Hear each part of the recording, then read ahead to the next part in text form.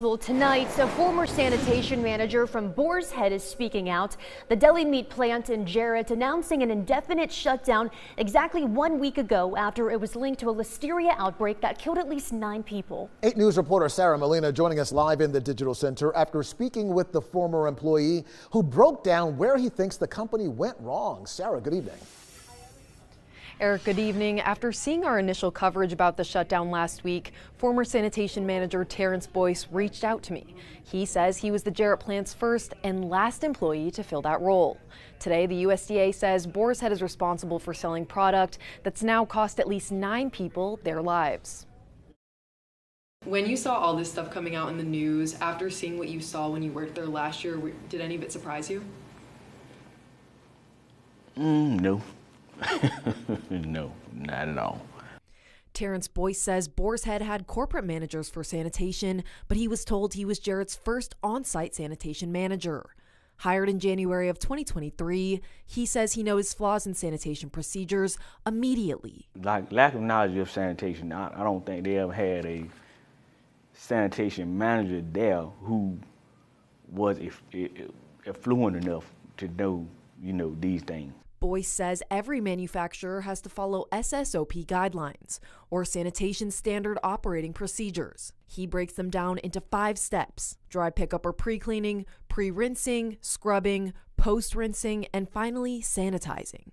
He says he noticed major flaws in how at least 3 of these 5 steps were being done, pointing out the lack of bleach and insufficient training, noting that ample time was not allotted for sanitation. The rack wash machine also caught his eye. You have a series of racks that's coming from the side where you may have listeria. See, you may not have listeria on the raw side. Reports from inspectors detail things like mold and mildew, blood puddles on the floor, bugs, rancid smells from the cooler, and even meat buildup on the walls. I haven't seen anything like Boar's Head when it comes to sanitation. Boyce says many Boar's Head workers had been working at the Jarratt plant for decades. As I tried to establish different ways to clean, there was a lot of pushback. It's a lot of pushback on old methodology, old things that they used to do that nobody does anymore. If you push against management, I think you become a target. He says it ultimately led to his termination in August of 2023.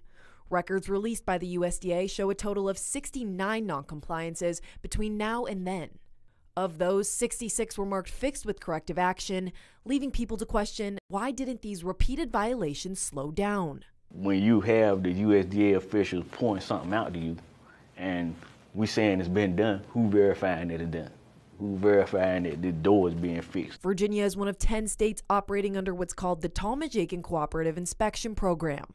By law, state employees are responsible for conducting federal inspections. This means a Virginia Department of Agricultural and Consumer Service inspector would have verified corrections for the Virginia Department of Health, who then works with the USDA and their Food Safety Inspection Service to keep those state inspectors' records. By the time action was taken, Boyce says it was years too late.